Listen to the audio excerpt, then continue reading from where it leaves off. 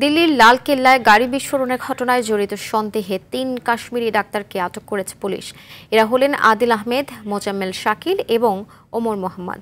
প্রাথমিক তদন্তের পর পুলিশ জানায়, গতকাল তাদের ফরিদাবাদের বাসভবন থেকে উদ্ধার করা বিস্ফোরকের সঙ্গে লালকেল্লায় ব্যবহৃত বিস্ফোরকের মিল খুঁজে পেয়েছে ফরেনসিক টিম। এ ঘটনার পর নাগরিকদের ভারত ভ্রমণে সতর্কতা জারি করেছে যুক্তরাষ্ট্র ও যুক্তরাজ্য। তাদের লালকেল্লা ও চাঁদনী চকের আশপাশের এলাকা এড়িয়ে চলার আহ্বান জানিয়েছে সংশ্লিষ্ট দূতাবাস। এদিকে হামলার ষড়যন্ত্রকারীদের কাউকেই ছাড় দেওয়া হবে না বলে হুঁশিয়ারি দিয়েছেন দেশটির প্রধানমন্ত্রী নরেন্দ্র মোদী। জড়িত সবাইকে আইনের আওতায় আনার নিশ্চয়তা দেন তিনি।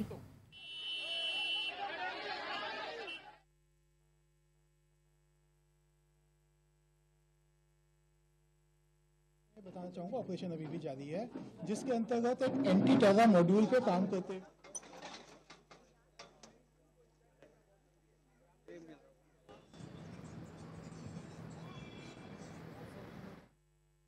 দর্শক, এই বিশ্বভারত থেকে সর্বশেষ পরিস্থিতি জানাচ্ছেন সহকর্মী পরমাশিস ঘোষ রায়।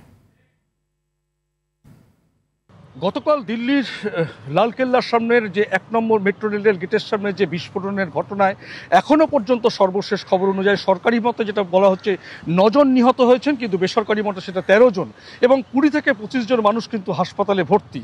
সেই জায়গা থেকে দাঁড়িয়ে গতকাল বিস্ফোরণের পর কিন্তু বিস্ফোরণস্থল পরিদর্শন করেছেন অমিত শাহ এবং ভারতের প্রধানমন্ত্রী নরেন্দ্র মোদী কিন্তু একেবারে সরাসরি ষড়যন্ত্র যারা এটা করেছে তাদের কিন্তু কোনো রকমভাবে রেয়াত করা হবে না, এটা কিন্তু ইতিমধ্যে জানিয়ে দিয়েছেন।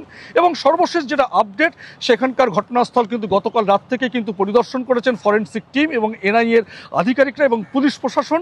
সর্বশেষ যেটা খবর, যে এই মুহূর্তে এটা নাশকতা কি নাশকতা নয় সেটা কিন্তু বোঝা না গেলেও কিন্তু এই মুহূর্তে এটা যে তদন্ত শুরু হয়েছে, যে মামলার করার মধ্য দিয়ে আনলফুল প্রিভেনশন অ্যাক্টের মধ্য দিয়ে কিন্তু মামলা শুরু হয়েছে। বেশ কিছু মানুষকে কিন্তু এই মুহূর্তে আটক করা হয়েছে। সবচেয়ে যেটা প্রশ্ন তুলছে এই মুহূর্তে, গতকালকে সাহারানপুর এবং ফরিদাবাদে যে ২৯০০ কেজি বিস্ফোরক উদ্ধার হয়েছে, তারপর কিন্তু দিল্লির মানুষের মনে কিন্তু একটা আতঙ্কের সঞ্চার হয়েছে।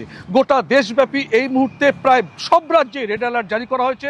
কলকাতাতে, কলকাতা বিমানবন্দর, শিয়ালদাহে ভীষণভাবেই চেকিং শুরু হয়েছে। মেট্রো রেলে সব জায়গায় কিন্তু এই মুহূর্তে রেড অ্যালার্ট এবং এই বিষয়ে যে ভারত সরকার কোনো কিছুকেই রেয়াত করবে না সেটা কিন্তু প্রধানমন্ত্রীর বার্তায় ইতিমধ্যে জানিয়ে দেওয়া হয়েছে এবং স্বরাষ্ট্রমন্ত্রী সব রকম তদন্তকারীদের তারা যে তদন্ত করছে এবং সর্বশেষ যেটা আপডেট, সেখানে কিন্তু একেবারে তদন্তের শেষ পর্যায়ে কিন্তু তারা কিন্তু তদন্ত জারি রেখেছে।